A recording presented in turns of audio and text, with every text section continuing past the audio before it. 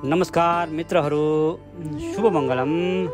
भगवानले फेरि पनि यही धम्मपदको अर्को गाथामा उनी अग्निदत्त ब्राह्मणलाई जेतवनमा यसो पनि भन्नुभएको छ, यो च बुद्धं च धम्मं च सङ्घं च शरणं गतो चत्तारि अर्य सच्चानि सम्मप्पन्याय पश्यति।